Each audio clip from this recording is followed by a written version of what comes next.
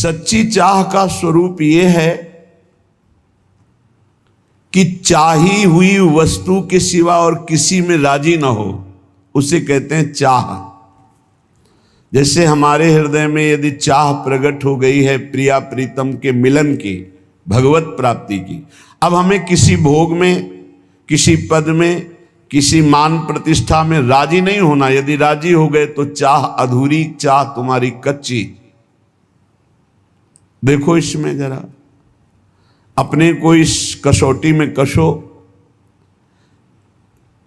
चाह भगवत मिलन की तभी मानी जाएगी जब केवल भगवत मिलन में ही आप राजी रहें। अन्य कोई मान प्रतिष्ठा, रुपया पैसा, लाभ सुख, इन पे आपकी हृदय की वृत्ति राजी न हो, उसे कहते हैं भगवत मिलन की चाह।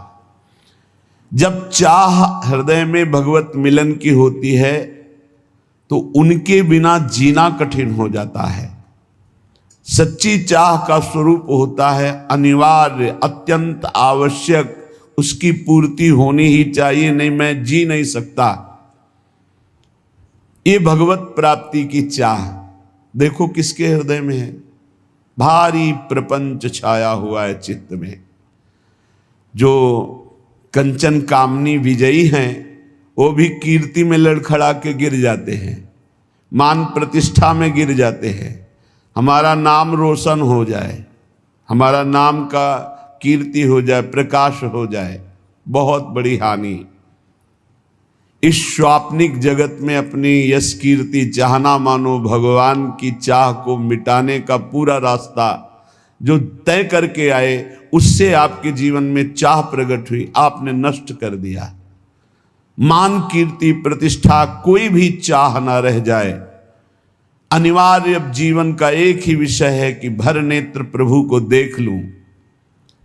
उस एक परमात्मा के सिवा, प्रभु के सिवा, प्रियालाल के सिवा कहीं कोई वस्तु, व्यक्ति, स्थान में हमारा मन राजी ना हो तो माना जाएगा कि भगवत प्राप्ति की चाह उत्पन्न हुई है।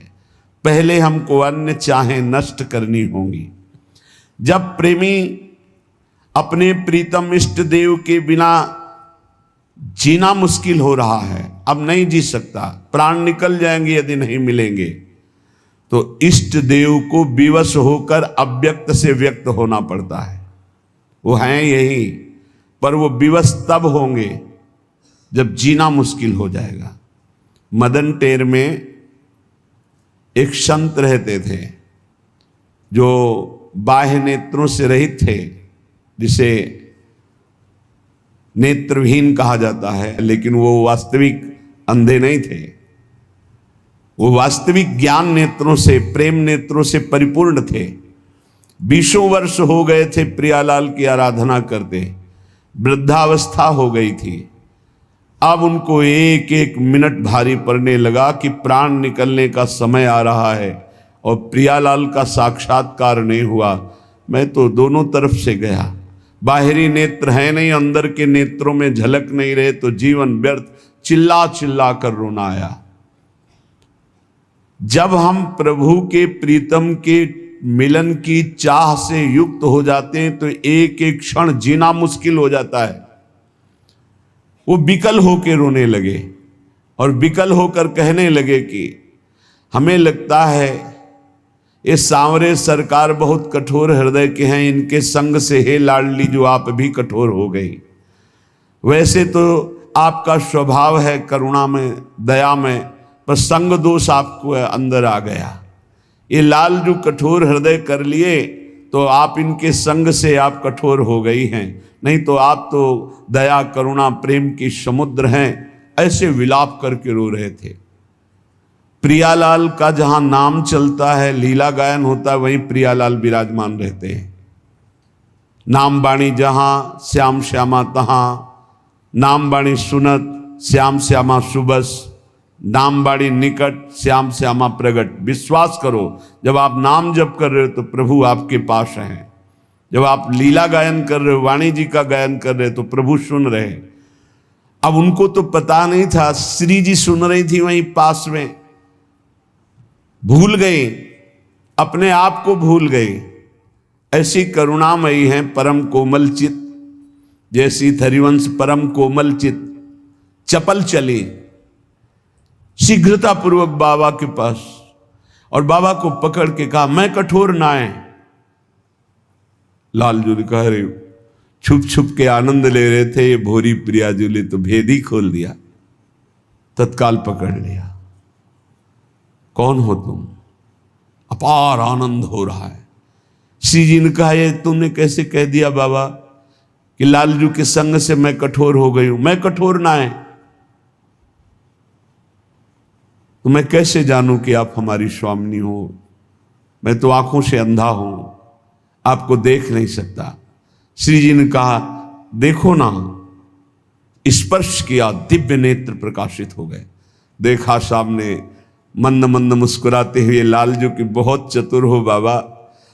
लाडली जू इतनी भोरी है कि समझ नहीं पाई तुम्हारी चतुरता, और वो अपने को रोक नहीं पाई और तुम्हें स्पर्श किया। जब लाडली जू को देखा चरणों में साष्टांग लौट गए। प्यारी जू अब मेरे नेत्र अंधे कर दो, बस मुझे और कुछ नहीं देखना। आपको देखा बस इसी को बसाकर मैं अब कुछ नहीं देखना चाहता।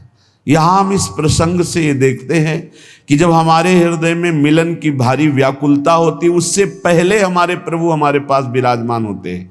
बस मिलन की व्याकुलता होना ही उनके साक्षात्कार का उपाय है, और ये होता है खूब लीला गुण गायन, नाम जप, अन्य चाहों को मिटा दिया।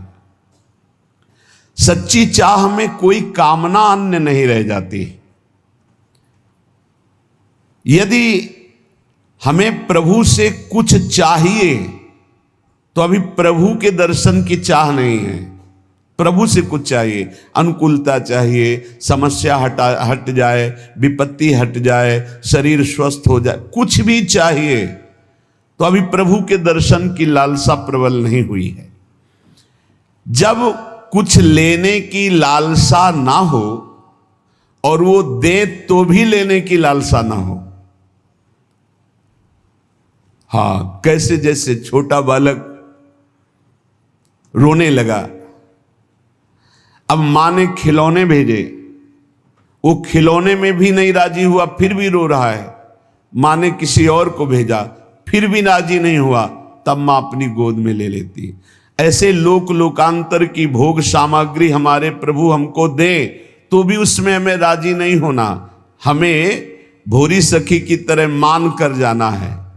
भोरी सखी सेवा कुंज में जो चने बंदरों को डाले जाते हैं, बंदर जो खा के छोड़ देते हैं, उन्हें ठुड्डियां कहते हैं, उनको बीन करके यमुना जी के पावन पुलिन में बैठ करके उनको पा करके रात दिन श्री जी को पुकारते। श्री जी को नहीं रहा गया। राधा वल्लभ जी के पूज्य गोस्वामी जी को स्वप्न में आदेश किया, मेरी प्रिय भोरी सखी यमुना किनारे विलाप करती रहती है, रोज मेरी थाल से उनको प्रसाद भेजिए। जब प्रसाद लेकर के गए और प्रसाद देखा तो खड़े हो गए श्री भोलानाथ जी। भोरी सखी माथे पे लगाया। जब वो चले गए तो रोने लगे कि आपको पता है कि मैं आपके लिए विकल हो रही हूं, आप हमें प्रसाद देकर संतुष्ट करना चाहती, किनका मुख में डाला और यमुना जी में प्रसाद को समर्पित कर दिया और कहा आप जानती हैं कि मैं आपके लिए विकल हो रहा हूं, बस मुझे आप चाहिए, आप चाहिए। हमें राजी कहीं नहीं होना। अपने को अपने इष्ट देव भी सुख सामग्री देकर अगर हमें राजी करना चाहे तो हमें राजी नहीं होना। हमें आप चाहिए, आपसे नहीं। हमारा लक्ष्य आप हैं, आपसे कुछ नहीं चाहिए। उपासना करने वाले को जो ऐसी भावना वाला होता है उसको बहुत जल्दी भगवत साक्षात्कार मिलता है।